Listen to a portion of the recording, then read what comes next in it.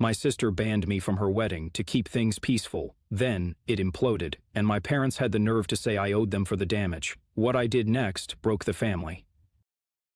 I'm Sarah, 30 years old, and I never thought my sister's wedding would be the catalyst for what I can only describe as a family nightmare. It all started when I was uninvited from the event. I should have seen it coming, really. My family has a history of drama, small feuds, misunderstandings, and hurt feelings. But this time it felt different. It felt personal. Let me rewind a bit. My sister, Emily, and I have never been particularly close. We've had our ups and downs, like most siblings, but it wasn't until her engagement that things started to unravel. She'd always been the golden child in the family, beautiful, popular, and charming. I'd never had the same luck. I'm not saying I'm unattractive, but I'm more on the quiet, introverted side, and growing up in a family where all the attention went to Emily made me feel invincible most of the time. When Emily got engaged to her now husband Nathan, I was genuinely happy for her. I wasn't one of those bitter, jealous siblings who secretly wished bad things upon their siblings' happiness. But I'll admit, I did feel like I was slowly being pushed out of the picture. It wasn't a conscious thing at first, but looking back, the signs were there. My opinions on her wedding plans were dismissed, my suggestions for bridesmaid dresses were ignored, and even my attempts to help with the planning were met with a lukewarm reception. I was always too busy to be involved, apparently. But fine, I thought. If they didn't want my help, I wouldn't force myself into the situation. Then came the day I got the call. It was my mom, and she sounded oddly serious. "Sarah," she started, her voice tight. "We need to talk about the wedding." "Okay, what about it?" I asked, not knowing where this was going.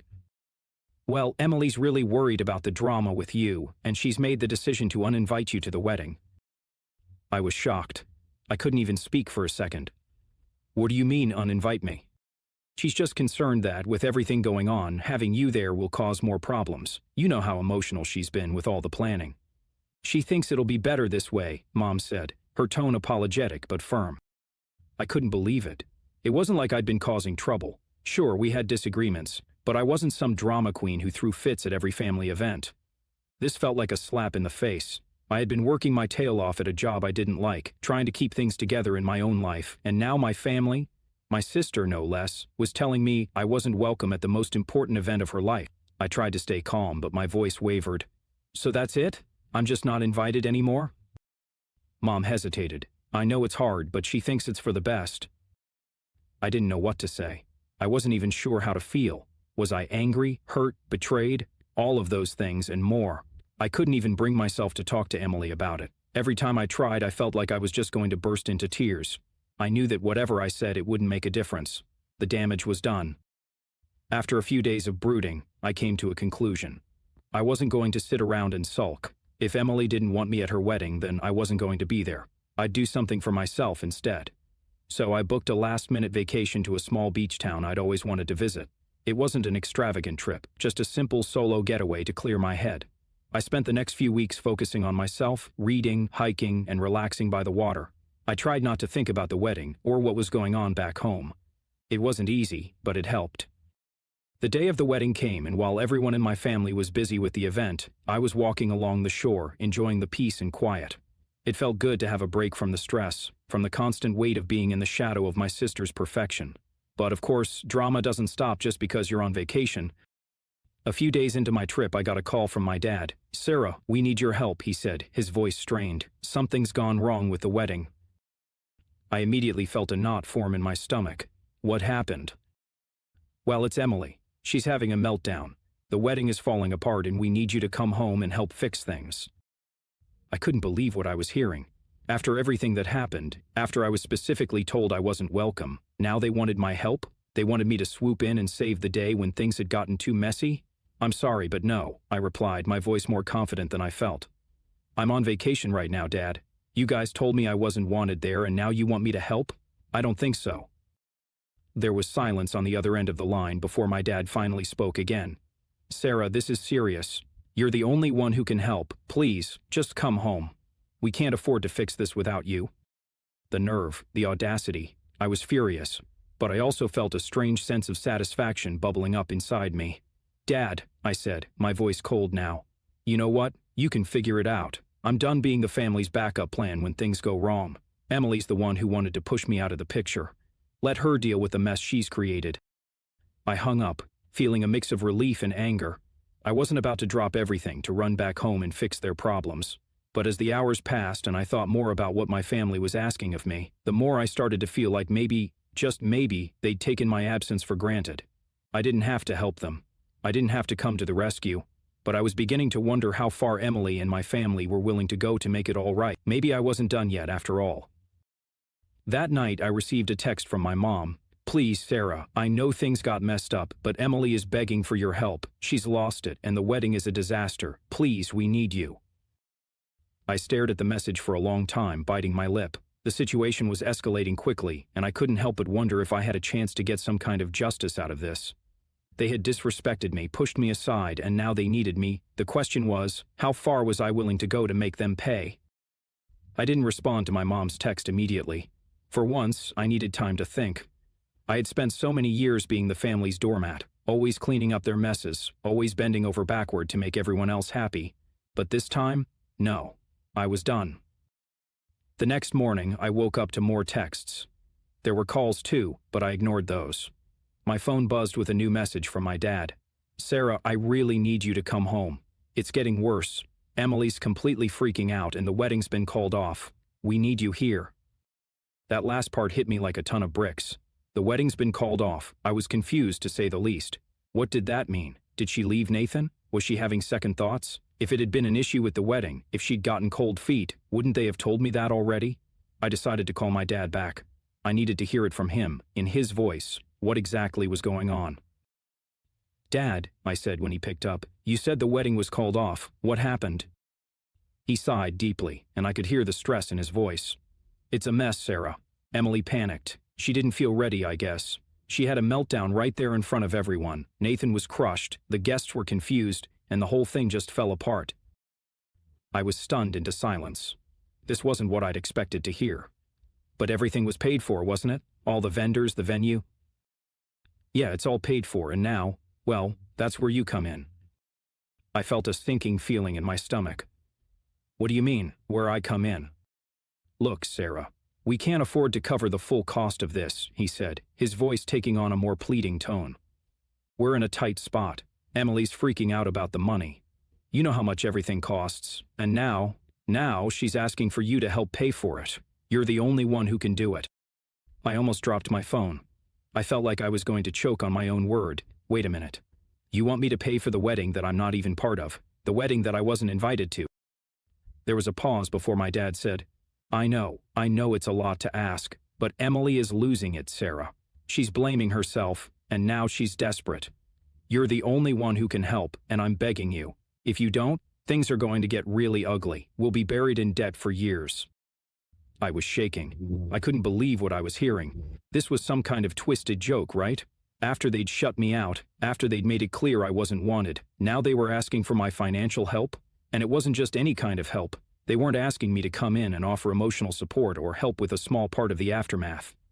No, they wanted me to pay half of the wedding costs. Half for a wedding that had already been planned, paid for, and then canceled because Emily had a panic attack. I wanted to scream, but I knew that wouldn't solve anything. Instead, I took a deep breath and tried to stay calm. "Dad, you've got to be kidding me. I'm not paying for anything, not a dime." "Sarah, please," he said, his voice desperate. "This is bigger than just Emily's meltdown. This is about the whole family. If you don't help, we'll be in serious trouble. Please. You're the only one who can make this right." I had to put the phone down for a second. I couldn't breathe. The audacity, the nerve of it all. "Dad," I finally said, my voice shaking, "you're asking me to fix a mess I didn't create. You and Emily made the choice to exclude me, to shut me out, and now I'm supposed to clean up the wreckage? That's not how this works." He stayed silent, and I could practically hear him trying to come up with a way to convince me. But there was no way to sugarcoat this, no way to make it sound anything other than what it was. A blatant, shameless attempt to shift responsibility for their bad decisions onto me. The silence stretched on, and then I heard my dad's voice again, softer this time. "I don't want this to come between us, Sarah, but if you don't help, I'm afraid things might never be the same between you and the family." That was it. That was the line that pushed me over the edge. My dad was threatening to pull the family card, trying to guilt me into doing something I didn't want to do. I could feel the weight of every single bit of resentment I had toward them all coming to a head. "You know what, Dad?" I said, my voice steady. "If you want me to pay half, you can forget it. I've spent my whole life being the afterthought, the one who always has to clean up everyone else's mess. But not this time. I'm done. There was a long pause. Sarah, don't do this. You're not thinking clearly. Emily's having a breakdown. She needs you. Then she can figure it out. I'm not your safety net anymore, I snapped before hanging up. I felt a surge of anger mixed with relief. They had pushed me too far. I wasn't just some cash cow they could milk when they were in trouble. For once, I wasn't going to be the one who fixed everything. But as the days went by, the messages didn't stop. My mom, my dad, even distant relatives all begged me to help. They all reminded me how much they'd done for me, how families should help each other out. The guilt started creeping in, but I shoved it aside. I had to stay strong. I wasn't going to cave. Then, just when I thought it couldn't get any worse, I got a message from Emily herself. Sarah, please. You're the only one who can help us. This is a disaster, and we're drowning in debt. If you don't step in, I don't know what will happen. You have to help. My fingers hovered over the keyboard, and I was flooded with so many emotions: anger, frustration, resentment, but most of all, betrayal. This wasn't just a wedding gone wrong. This was an entire system of manipulation, guilt-tripping, and toxic behavior, and they expected me to fix it. I stared at the message for what felt like hours, my mind racing. The words from Emily were just more of the same manipulation I had come to expect from them all. You're the only one who can help. You have to fix this. The guilt was heavy, but not heavy enough to make me cave. I wasn't their fault plan anymore. For too long, I'd been the one they turned to when things went wrong. The one they knew would clean up the mess, pick up the pieces, and make everything okay again. But I wasn't going to do it anymore. Not for Emily, not for anyone. It was time to finally take control of my life. Time to stop letting them dictate my happiness.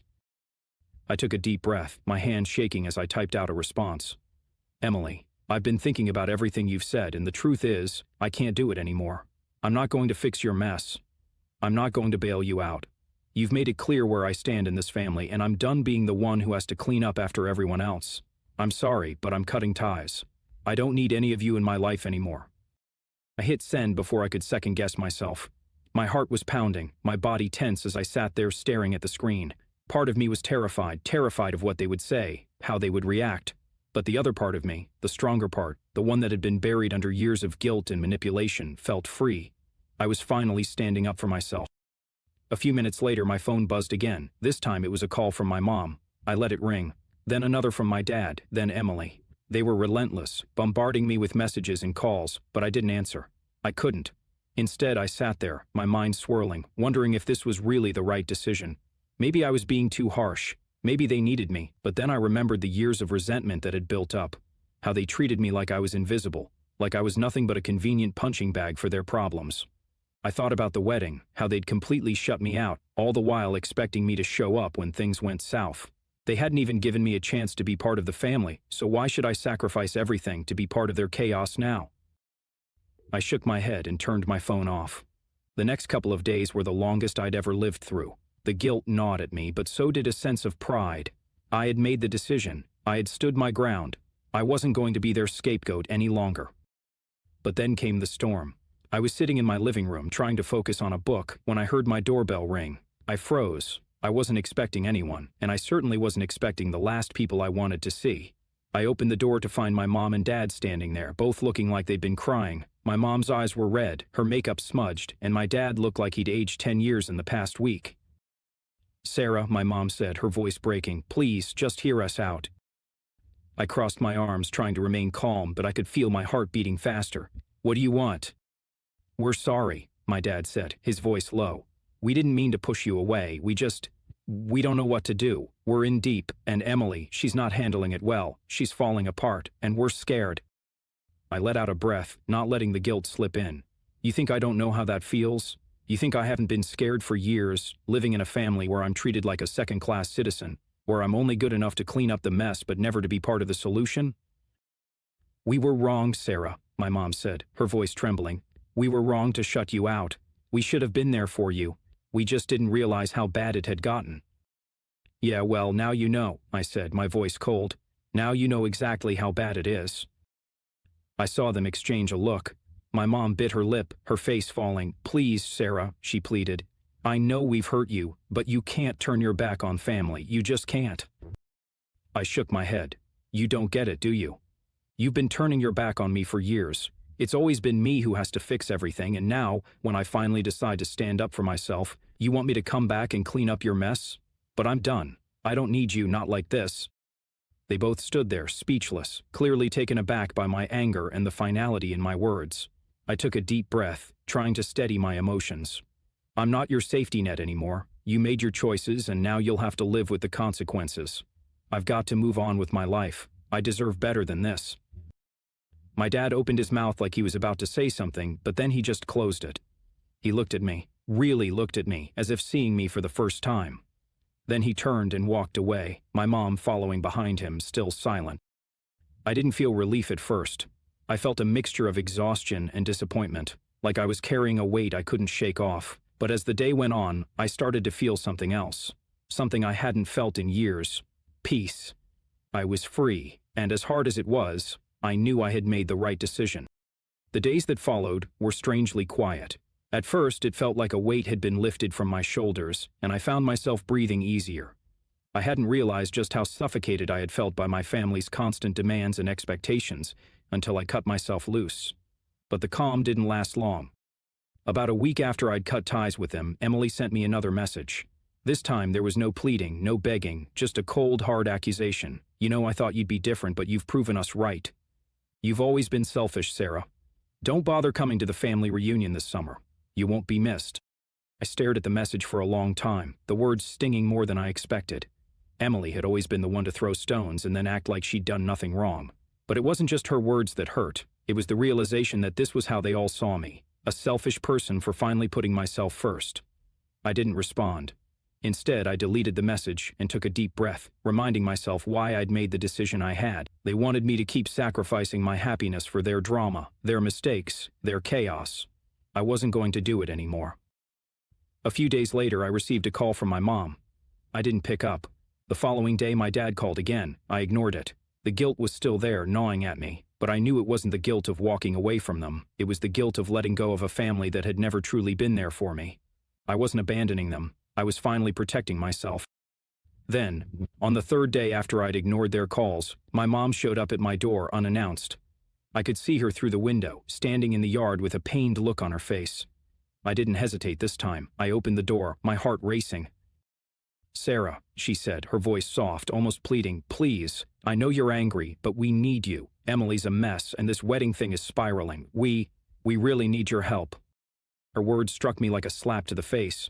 They weren't even trying to apologize. They weren't acknowledging anything they had done wrong. They just wanted me to come back and fix things. I shook my head, trying to steady myself. "No, Mom. I'm done. I'm not going to keep cleaning up the messes you create. You've had plenty of chances.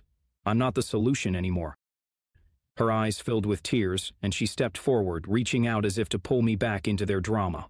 "Please, Sarah, we're your family. Don't leave us like this." My chest tightened, and I almost let the emotions take over. But then I remembered everything: the years of manipulation, the guilt trips, the way they'd always expected me to pick up the pieces of their lives without ever considering how it affected me. "No," I said firmly, "I can't keep doing this. I've given everything I had to this family, but you never gave me anything in return. I don't need you to make me feel guilty for choosing my own life. I've given up on you." I saw her face crack, the mask of a loving mother falling away as she realized I wasn't coming back. For a moment I thought she might lash out, but instead she just looked at me, hurt, disappointed, and defeated.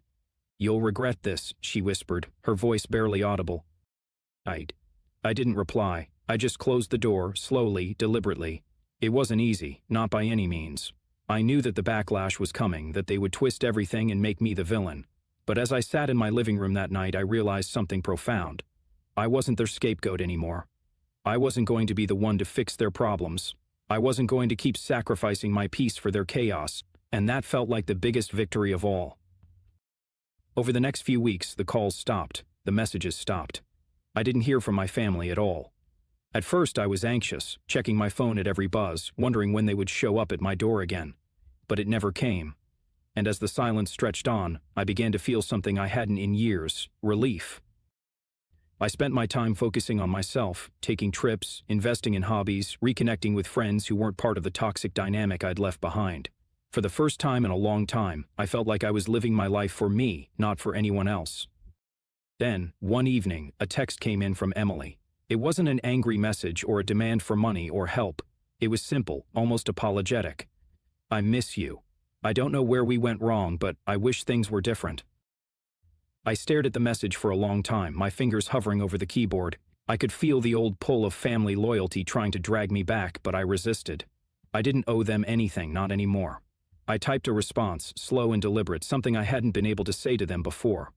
I'm sorry, Emily, but I can't keep doing this. I need to take care of myself. I hope you understand. I hit send and set my phone down, finally feeling like I was no longer tethered to the past. The family I had known for so long had fractured, and while that was painful, it was also liberating. I had finally chosen me. And in that choice, I realized that sometimes cutting ties with the people who are supposed to love you the most is the only way to save yourself.